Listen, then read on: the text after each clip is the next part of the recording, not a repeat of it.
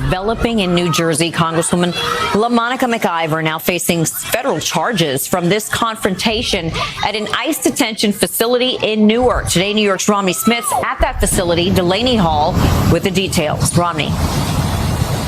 Good morning to you, darling. You know, those charges were announced at the same time that the acting U.S. Attorney General for New Jersey announced that the mayor's charge of trespassing would be dropped. So on one hand, you have Mayor Ras Baraka's charge being dropped, and then the Congresswoman LaMonica, McIver's charge being added to it, saying that she was assaulting an ICE detention officer. The mayor was actually on CNN and talked about how he feels about the duality of it, and he said he felt vindicated that his charge was dropped, but at the same time, he strongly believes that the Congresswoman's charge will be as well. Take a listen. Let's get real.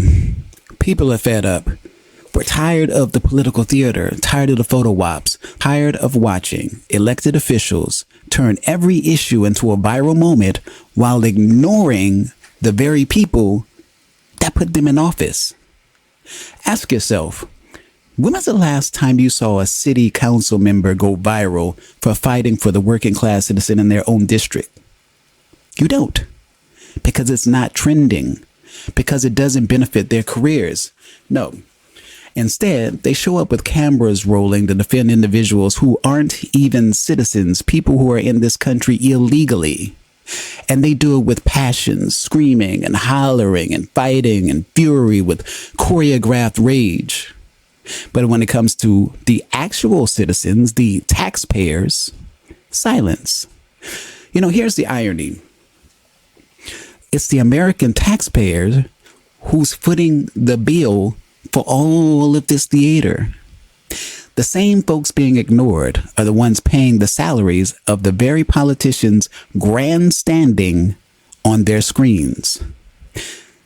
Let that sink in. Your tax dollars are being used to provide housing, food, legal support, and health care for people who broke our immigration laws to get here, while our own veterans sleep on the streets. Does this sound like compassion to you? No, it's exploitation.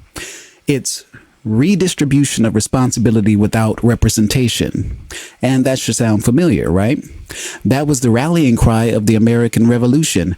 No taxation without representation.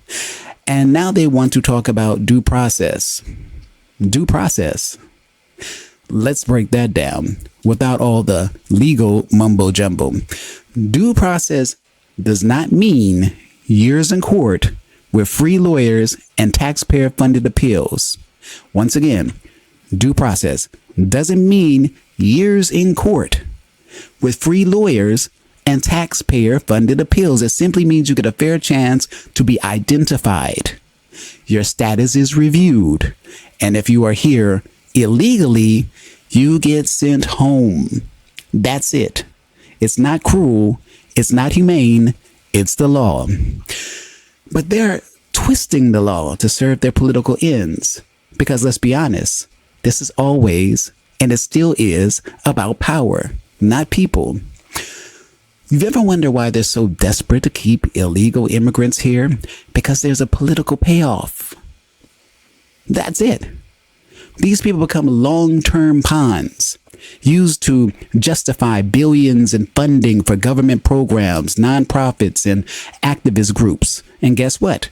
Those billions don't stay in the community. They circle right back to the same politicians, the same consultants, and the same donors. It's a money laundering machine wrapped in world language. They say it's about justice, but follow the money. It's about maintaining control. Well, I think the Congress people went there to do their job, to have oversight. I think, ultimately this is not about even what happened there. It's about a fight in this country about due process in the Constitution of the United States. I think there's some people who believe they could do what they want to do and violate people's rights in the due process, and there are people who are trying to provide oversight, and it's causing conflict. Now, I want you to watch closely. You'll hear it again. Oversight. It's a word that sounds official. It sounds responsible, even noble. But ask yourself, what does that really mean? It's vague on purpose. These politicians and media talking heads toss around terms like that because they know that most people won't ask for clarity. And that's the trick. It can mean anything. And therefore, it ends up meaning nothing. The truth is simple. They're not out there for justice. They're out there because someone told them to be. They're protecting the system that feeds them, not the people who elected them. The people didn't vote for this. The people wouldn't vote to funnel your tax dollars to support individuals who entered the country illegally, while our own communities go without. Let's be honest. Many of these communities they're flooding are already struggling. Underfunded schools, overburdened hospitals, limited public services. And now they want to stretch those thin resources even further? This isn't about policy. It's about common sense. And the problem? These politicians pretend like they don't understand that. But guess what? They do.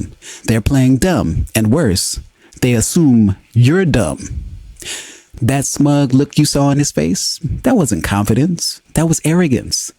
That was someone who knows they're on a network that's been bought and paid for to spin this madness into something that sounds reasonable. Networks like CNN, MSNBC. These networks don't inform anyone. They perform. They propagate. And when the truth finally catches up, guess what they do? When the narrative collapses under its own weight, just like it is with the Biden controversy, they shift the blame. Oh, we're just reporting what the experts said. That's the fallback. That's the escape hatch. And let's be clear, these experts, half the time, these experts are really consultants, lobbyists, or politically connected insiders with their own agenda. Meanwhile, the people, you and me, our neighbors, are left holding the bag, paying for these policies we did not choose, watching our city stretch to the breaking point, and getting lectured by anchors who haven't stepped foot into the communities they're talking about.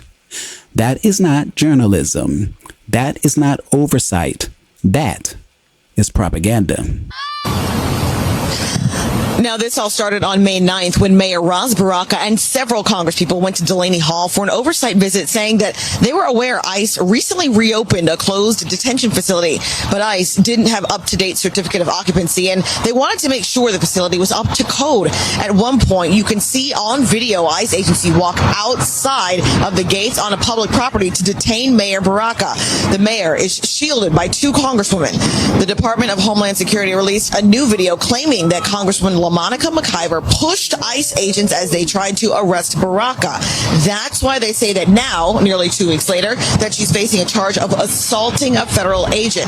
Keep in mind, at the time of the mayor's arrest, Congresswoman McIver was never detained, never arrested, or charged with anything, but instead she was brought inside the facility and given an hour-long tour of the facility where she was able to speak with some of the people being held inside. Now, McIver releasing a statement on Monday night calling the charges purely political, a distortion of what happened, and an attempt to criminalize and deter legislative oversight.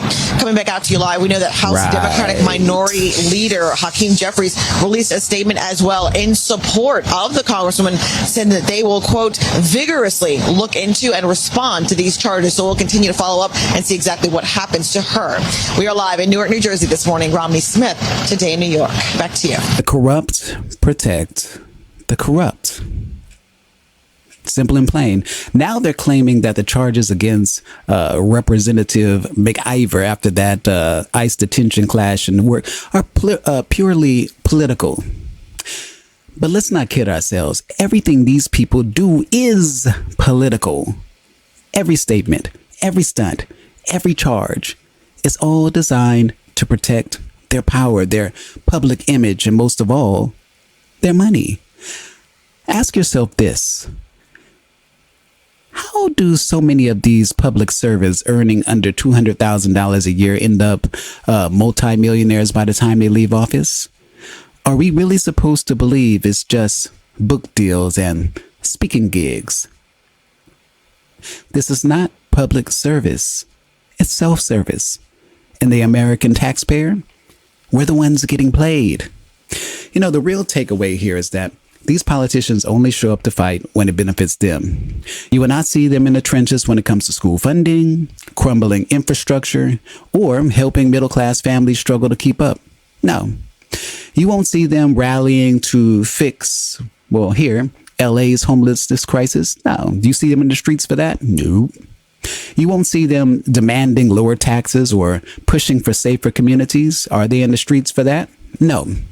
They pop up when there's a camera, when there's a headline, or a chance to virtue signal on behalf of the people they were not elected to represent, including illegal immigrants who are being protected at the expense of American citizens. Let's be clear. Many of these illegal immigrants being defended are not just undocumented, they are completely untraceable. That means if a crime is committed, there's no background check. There's no ID trail. So there's no accountability. And yet we're told we should just trust the process. Meanwhile, American citizens are expected to follow every rule, pay every tax, and stay quiet. That's not equality, that's exploitation. We didn't vote for these people to play defense for criminals. We voted for them to protect our cities, our schools, and our families. And if they won't do their jobs for us, then we need to do the job of holding them accountable. Because if they're out for self, then we'd better be out for self too. Anyway, that's it for today. I'm Wolf Kage, and this was Wolf Kage Los Angeles. Don't forget to like, subscribe, and share this video. And until the next time, peace.